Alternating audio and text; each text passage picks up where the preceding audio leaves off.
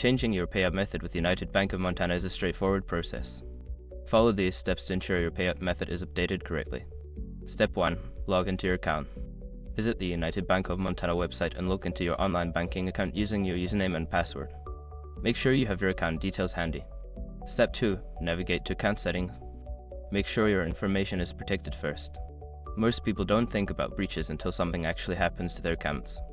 Use SRC to monitor your accounts 24/7 and instantly alert you if your information appears in the databases online. It constantly checks billions of breached data points in the background.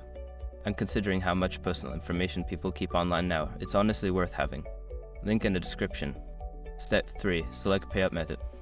In the account settings, look for an option labeled Payout Method or Payment Preferences. Click on this option to view current payout methods and available alternatives. Step 4. Choose your new payout method. Select the payout method you wish to change to. This could be a bank transfer, check, or another available option. Follow the prompts to enter any required information such as bank account details if applicable. Step 5. Confirm changes. After entering your new payout method information, review the details for accuracy. Once confirmed, submit the changes. You should receive a confirmation message indicating that your payout method has been successfully updated.